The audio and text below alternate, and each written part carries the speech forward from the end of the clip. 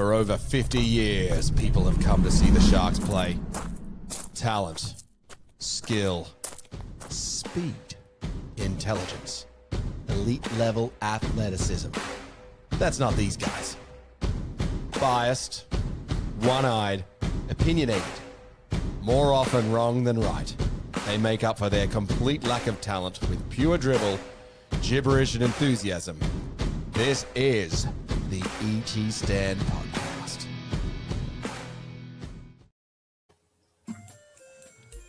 Welcome to the ET Stand Podcast, the Cronulla Sharks fans podcast that lets its talking do the football.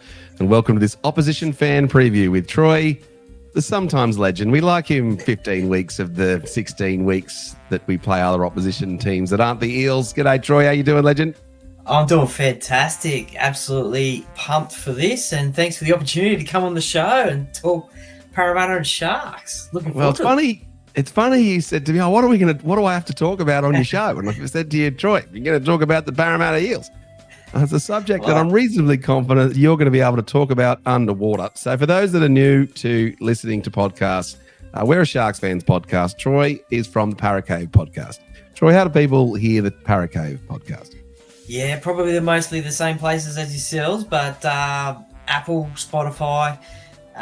There's also on YouTube as well. The audio's on YouTube as well. So they're the three main places. But probably any other good audio podcasting outlet as well. So all of the fun. And all of the Instagram as well.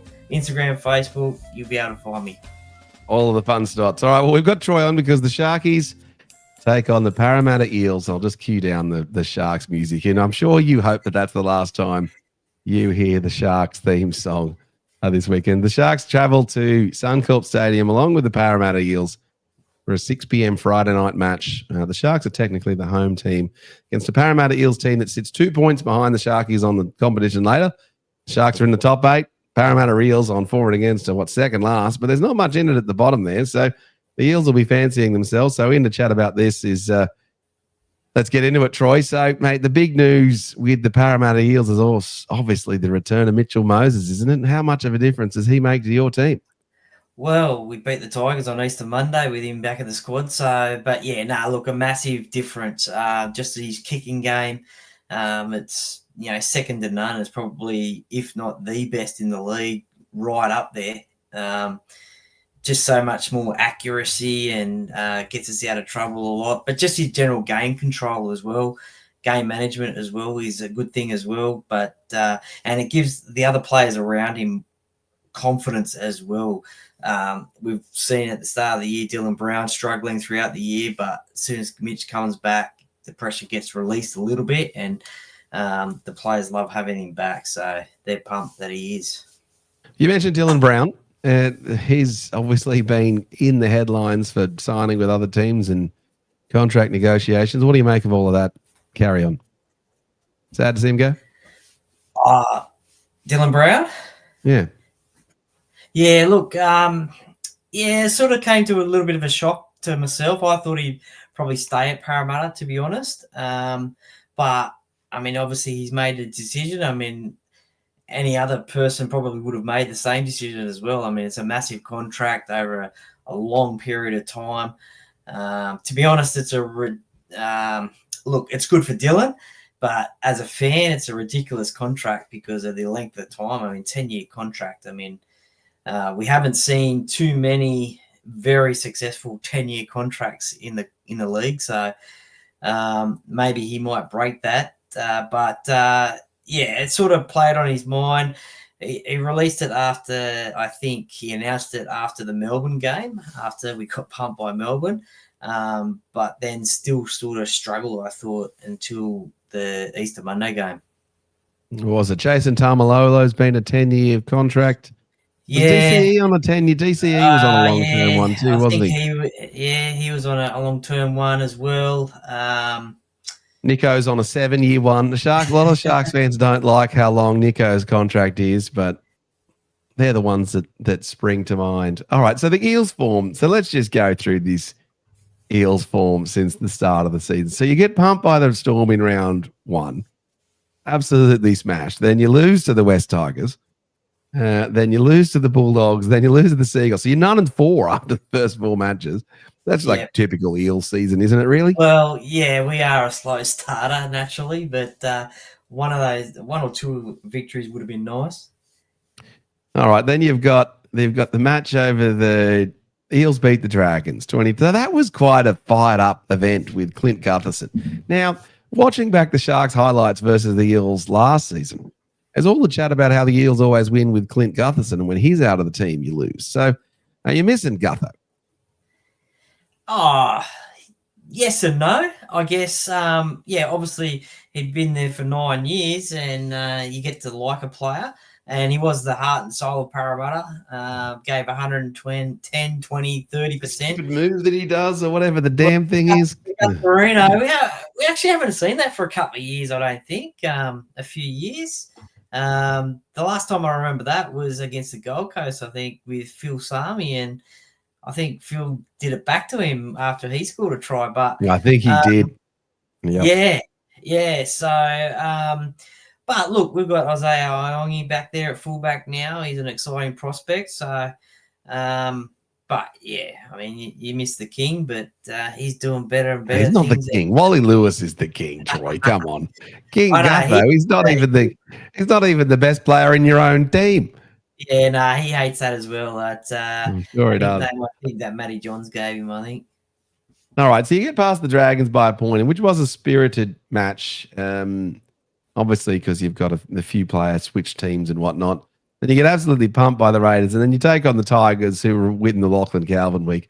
So it's not like you've been in the greatest form. I think that's probably giving me a little bit more confidence. Let's go check out the team list here. So let's bring in the Parramatta team list. And Troy, I'll get you to take us through the player names and the team list here. Also, you'll just also make sure that the Sharks fans get the pronunciations correct. And I apologize, I've still got the typo in number 5, Josh Adokar. Whoops, sorry guys, I meant to fix that. Whoops. Josh, take us through the team, Troy. Okay, at fullback, Isaiah Iongi. On the wings, Bailey Simonson and Josh Adokar. In the centres, Will Pinasini, Sean Russell. In the halves, Dylan Brown, Mitchell Moses. In the front row, one of your former players, Jack Williams and Junior Paolo. In number 9, hooking, is Riley Smith, a great up-and-comer. In the back row, we've got Charlie Geimer and Kitione Kotoga, and Jermaine Hopgood locks the scrum. On the reserves bench, number 14, Dylan Walker, a mid-season transfer, Luca Moretti, Matt Dury, and big young Sam Tuivasa. Coach is Jason Ryles. All right, so let's go through this team. You mentioned the fullback, so it's Iongi, not Longi. So there you go. There's another typo. This is why you do. This is why you do audio only, Troy, so that you don't get caught out on the damn team name with the typos. So tell us about Isaiah Iongi. Yeah, look, he came through the Penrith system. He made his debut for Penrith in the NRL, played one game. I think it was against Newcastle. Big raps on him. Obviously stuck behind Dylan Edwards. The Parramatta opportunity came along with Gutherson moving on, and has played all games this season, and has probably been one of the shining lights so far, and he's making a real stronghold to keep that fullback position. He was under a little bit of pressure at the start of the year. Joash Papali, they were potentially vying for that spot, but Isaiah has done a great job. Just a few mistakes in his game, but he's only played 8 first-grade games. Okay. Now, the rest of this back line, I can't say that I'm enormously familiar with numbers 2, 3, and 4. Who's worth knowing about from your centre three-quarter wingers? Well, look, Bailey Simonson, he's just come back from a major knee injury. He's probably one of the experienced ones. We all know what Josh Adokar can do here and there. I think he's found a little bit of a new lease of life at Parramatta as well. Sean Russell, he's a good player, good solid first grader, I think, and centre is probably his position, his best position. And Will Penasini probably hasn't had the season that he has wanted to have so far, I don't think. A good defensive centre. But 22 was his best season, I think. But yet to see the best of Will this season. All right. Well, now I'm just going to ask you. You mentioned Jack Williams, ex-Cronulla Sharks player, much maligned. We even had a thumbnail of Jack Williams where he drops the ball and we just immediately lose the match. Is he dropping the ball for the Parramatta Eels yet, or have you not seen the Jack Williams that we know and love with the Sharks fans? What are you getting? I think we did see a Jack unfortunately drop the ball. I think that was in the Bulldogs game, I think, previously. So, yes, we have It was a couple of weeks ago. Yeah, we have seen that a few weeks ago. He's just come back from an injury, actually. So, some Parramatta fans are predicting he'll be man of the match in this game. I don't know why. Probably because he's playing against Cronulla, I guess. Well, they're right. He will either be the man of the match for one of the two teams. He will either be great for you guys or he will drop the ball 2 times for us and we will just hand the ball over. He had this uncanny ability. Every second week he was good. But goodness me. Oh, goodness me. He's just one of those players. The other one we used to have was Bo Scott used to always drop the ball. Sharks fans couldn't stand Bo Scott. All right, so tell me about the makeup of this pack. Is it a big pack, small pack? What's the we see that Canterbury Bulldogs have put in a different style of more mobile forwards and are doing well with that. The Sharks are a big pack. Where do the Eels sit in that ratio? Well, it's probably a different sized pack than what we have seen previously in Parramatta sides. Previously, Parramatta sides have been a big pack. Juniors slimmed down this year, lost 10, 15 kilos or something like that, 10, 12. But, yeah, they're pretty mobile, I think. That's the way Coach Jason Ryles has gone for. So, yeah, pretty mobile, I'd say. Yeah, right, fair enough. All right, and the bench makeup, Dylan Walker's a familiar name, a bit of an NRL journeyman these days. Where is he playing now for you guys? Is he middle forward at lock or something like that? What's he doing? Yeah, probably a little bit like that. Just hanging around the middle, lock, can fill in at hooker if need be as well, but just adds another ball playing option, I guess, and a little bit of spark off the bench, which we have seen in the last few weeks as well. All right, and then Moretti, Dury, and Tuivati, what are they? What position do they play? Yeah, well, Luca can play probably front row, second row. Dury is probably a second rower, and Sam Tuivati is an exciting prospect. Made his debut in round 1. Played, I think, last year for the under-19 New South Wales side, and he's a big unit. Big future for Sam, front rower. Scored his first NRL try against the Tigers a couple of weeks ago. All right, fair enough. All right, now, so that's interesting bench makeup. So you don't run with a replacement hooker with Dylan Walker being your option there. And we've actually looked at this with the Sharks a couple of weeks ago with a lot of question marks around Daniel Atkinson being a replacement, really essentially a 5'8" half and utility outside back to a lesser degree means that we've got Blake Rayleigh paying 80 minutes. Do you like your team to have Riley Smith playing 80 minutes as the hooker, or do you want a replacement hooker on the bench? Where do you fall on that ongoing discussion? Yeah, well, look, for the first, I think it was 6 weeks of the competition, Riley was coming off the bench. I remember noticing that.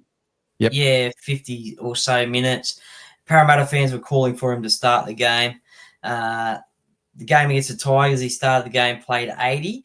I think in that game, he's a tackling machine. I think he missed about 7 tackles. So whether that was because of the playing the 80 minutes. But previous to that, when he was coming off the bench, I think Jermaine Hopgood was playing a bit of hooker or dummy half anyway. And so that probably is not the right thing. But I think Riley can play the 80 minutes. He's only done it once in NRL. So, again, something else that he'll need to get used to. But I'm pretty sure he's capable of it. He set training records back in the preseason. Parramatta Eels, it wouldn't be hard to set training records, would it? I'd be able to set training records of the Parramatta Eels. Gutho was the one who held some of those records, and Riley just come out and beat him. Apparently, it's pretty talented cricketer too. Apparently, I think it's cricket. Represented schoolboys in cricket, I think. Riley. Well, maybe he can pass on some of his cricket ball catching skills to Jack Williams for you. All right, let's chat about your coach, Jason Ryles. Look, I probably wouldn't want to choose Jason Ryles for the Sharks coach, but look, he is a pretty prominent Dragon. So we're probably a little bit biased against Jason Ryles. What did you make of that appointment originally? And has your opinion changed now? Yeah, it was interesting. I mean, it's always interesting when a brand new NRL coach comes into a role, and such a role as important as Parramatta, being a big club, and obviously having that premiership drought for so long. Brad Arthur had been there for 11 years before that. So he was coming into some pretty big shoes, I guess. So, look, I probably didn't really know a lot about Jason and his coaching style, other than he'd been the assistant coach at Melbourne and the Roosters. Since the last few weeks and months that have gone past, and just listening to him speak, I think he's pretty switched on and he knows what he's doing. I think at the start of the year, he did say that, look, it's not going to – it's for Parramatta fans to not get disappointed if it doesn't happen straight away. It will take time to work because he's a new coach. There's new players in the team. But I think he's done a really good job with the culture and connection at the club as well. And that's with old players coming in, families coming in as well. And I think there's a really good vibe around the place with Jason there. So he was pretty happy the other week when he got his first away win anyway against the Tigers. I'm sure he was. Well, I guess giving you an observation of my take on Jason Ryles and the Eels. I think this season we've seen the bottom of the ladder catch up to the middle of the ladder a little bit.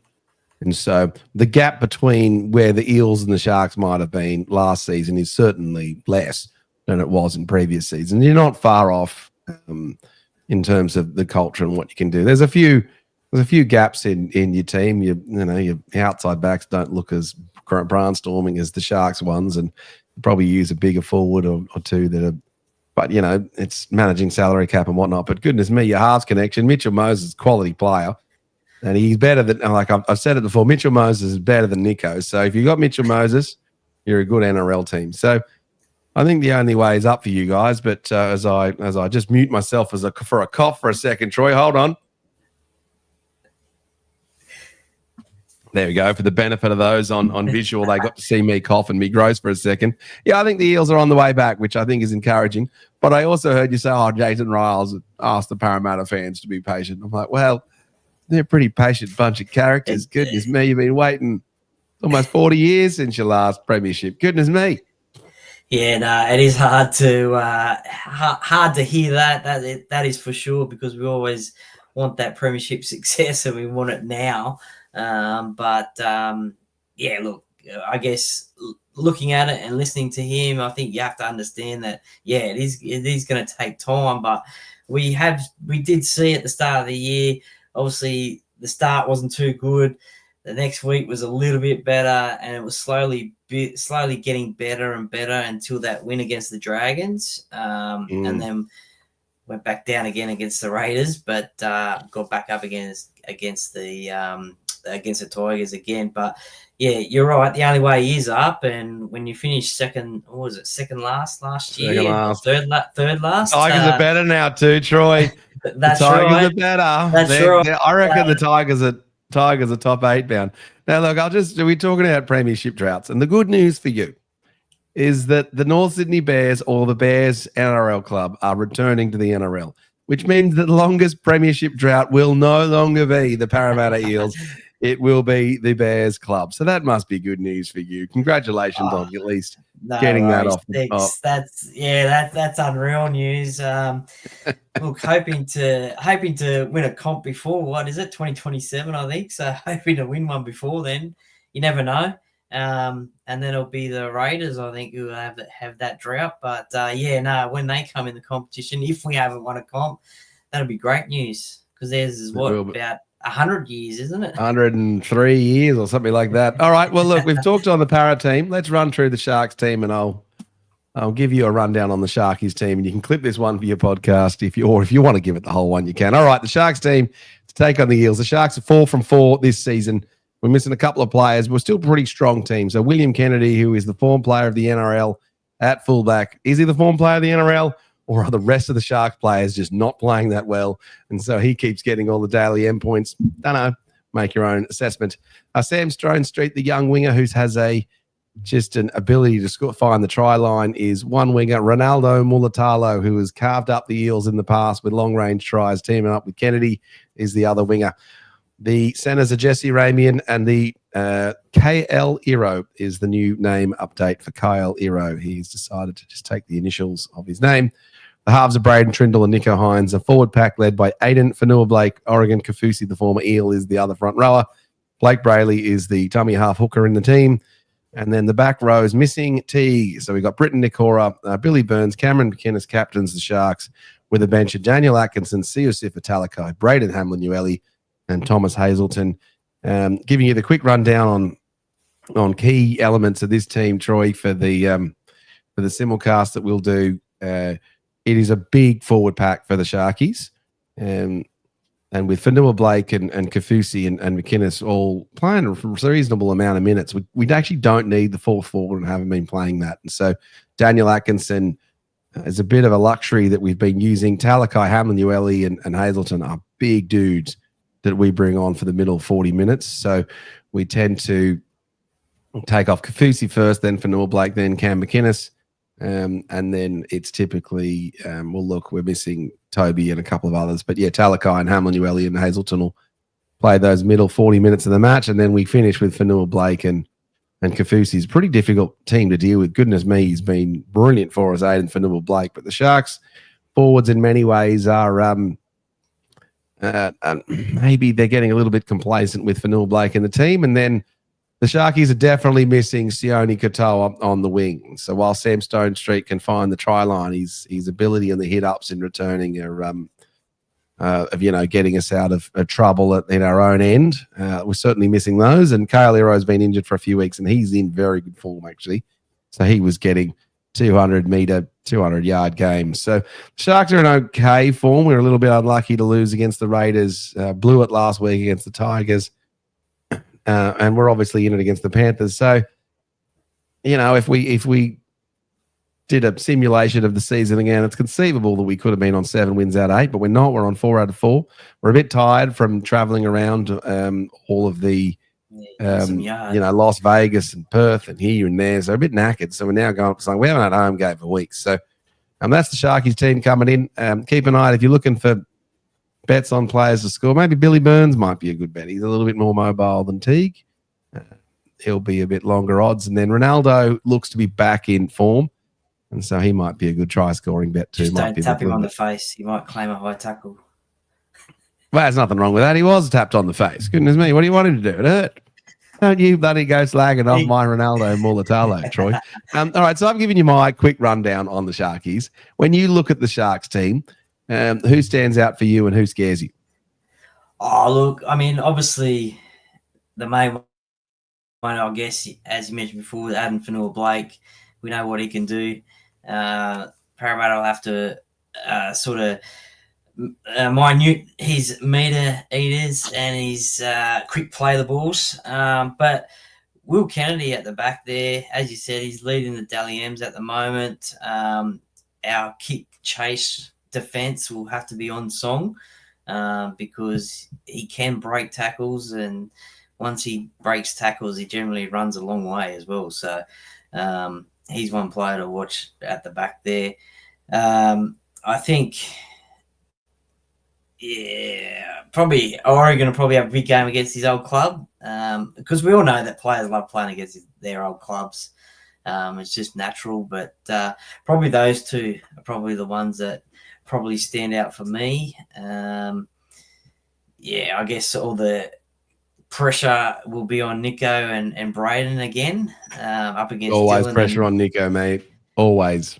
Yeah, some of it. Oh, look, I must admit, some of it warranted, some of it not warranted. I thought, especially last week against the Tigers, there was a few opportunities there where I thought they could have taken the field goal a little bit earlier than the fifth tackle. Could have. But look, that's the pressure of the number 7 spot, isn't it? Yeah, the decision making of the Sharks is at times questionable at best. let's just say that. All right, look, the Sharkies they take on the Eels in what's called the Johnny Mannah Cup. Johnny Mannah was a player that played for both the Cronulla Sharks and the Parramatta Eels and was sadly taken from this world too soon. We actually watch back on our show. We have an episode series we do called Classic Cronulla Chronicles where we go back and look at past matches. Johnny was such a terrific player and just had this, when you watch these rugby league players, you feel like you know them, but he was just he's just a beautiful soul, Johnny Mannah, and when we used to watch him. So it is a little bit of a tinge of sadness when we play the Eels, and obviously he's a player who played for both teams. You have a memory of Johnny Mannah playing for the Eels, mate? Oh, not really, to be honest. I don't think he played that too much for Parramatta, but a season or two, wasn't it? Yeah, before he made the move to Cronulla. But you're right, he was just one of those blokes that everyone loved having around, and it was just like his brother. I mean, gave everything, and unfortunately his career got cut short. And it was a terrible tragedy. But actually, it's probably, I guess, a little bit weird, but one of my favourite memories was the first time, I think it was, that these two sides played each other at Parramatta Stadium, and it was after John had passed, and instead of a minute's silence, it was a minute's applause, which I thought was a really nice touch. Instead of being silent, it was a minute's applause. So I thought. No, I remember that. I think I was at that one. That was quite a nice touch at the time. So it was, and it's an emotional day, emotional game for the family as well. No doubt they'll be up there on Friday, presenting the John Mannah Cup as well to the winning captain. To Parramatta. We mentioned to Cameron McInnes. We'll see what happens. We mentioned Johnny Mannah. I have my all-time favourite Shark Eel, which is Adam Dykes. I just thought he was such a creative, fun player. Mate, who was your all-time favourite Eel Shark who played for both teams? Look, I had a look before. There's been many that have played. I do like Oregon as well when he was at Parramatta. I didn't particularly want him to leave, but I thought Tim Smith, he really set the world on fire in his first season, 2005. Played a good couple of years there. Then went over to England and came back and played for Cronulla. Had a year or two there, but just probably could have given so much more. But I had him on the. There were a couple of moments for him with the Sharks where he got us a couple of wins, 2009 and whatnot. Just couldn't quite get there. I tell you that Tim Smith 2005 Parramatta Eels team that lost 29-0 against the Cowboys. Was it Cowboys or Storm? Cowboys. Yeah, Cowboys. Thanks for the reminder. Yeah. You were bloody unlucky in that game, and Luke Burt drops an intercept at 0-0, or misses an intercept, and if he catches it, he runs the length of the field, and you're up 6-0. And I'm convinced that history is different, and the Eels might have made the grand final that year if Luke Burt catches that ball. And whilst it's, we got pumped 29-0, it wouldn't have made any difference. I'm telling you, first try, every try, just changed the momentum, and there's momentum swings in the matches. Poor old 2005 Eels team don't get heralded the way that they perhaps should. Now, I've got something for you. We actually did a video ranking the NRL halfbacks of all time that are premiership winners since 1980 to see where Nico Hynes would have landed if he was to win a premiership. And so I ranked them. We kind of do this thing called Boldo's tiers, where I rank all the players and put them in tiers. So I'm going to show you my tiers list here as I switch to which view do I want? I think I want that view. There we go.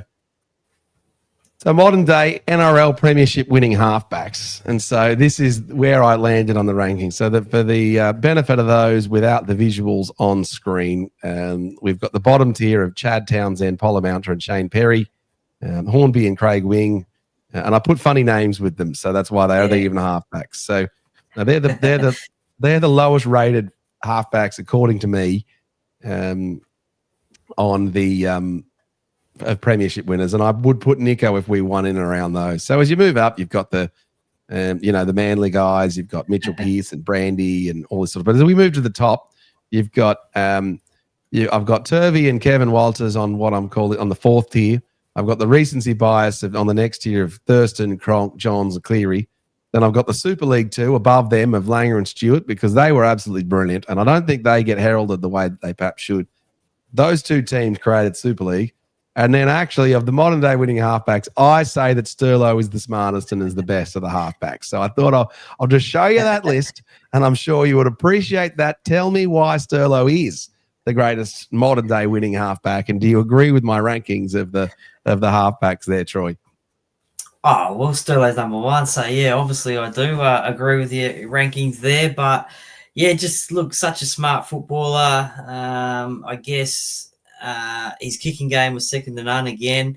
Not like Mitchell today where it wasn't a big kicking game. It was probably a smarter kicking game.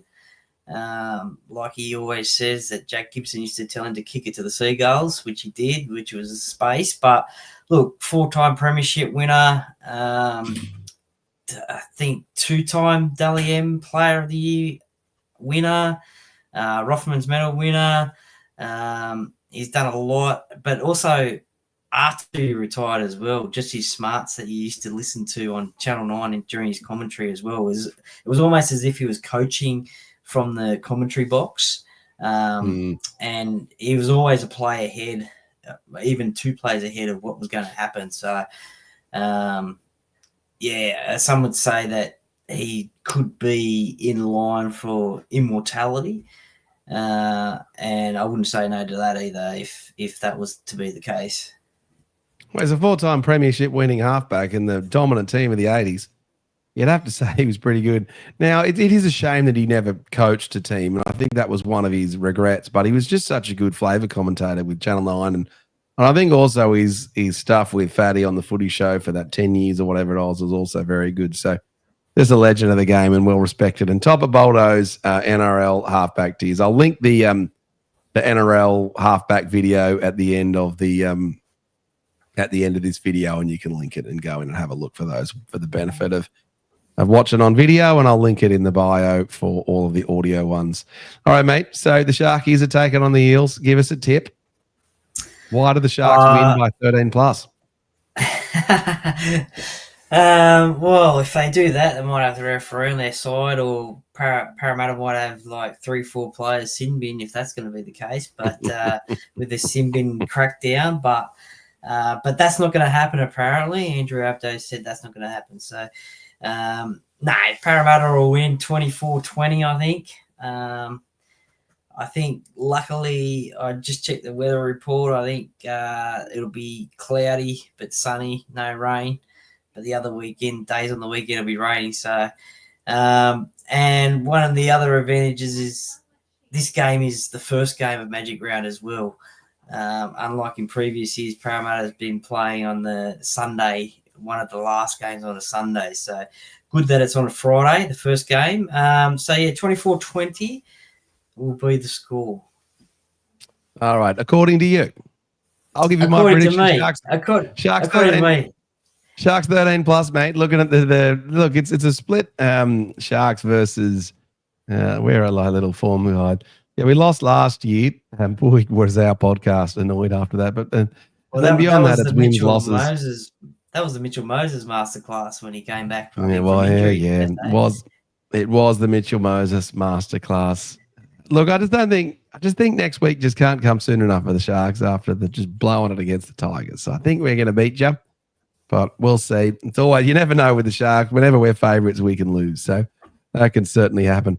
All right, mate. Well, thanks for coming in. It's just, and so thanks for those that have gotten this far. This has been longer opposition fan previews we've done, Troy. It's good fun chatting to you. I can waffle on, mate. I can waffle on. Don't worry. No, well, you've reasonably expertise on Parramatta Eels, so I'd expect nothing less. All right, so this was the ET Stand podcast, the opposition fan preview.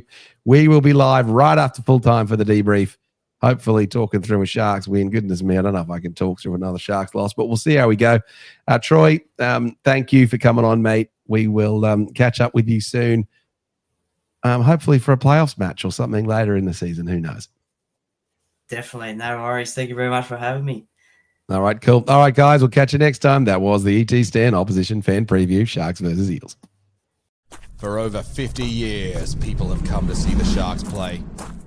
Talent, skill, speed, intelligence, elite-level athleticism.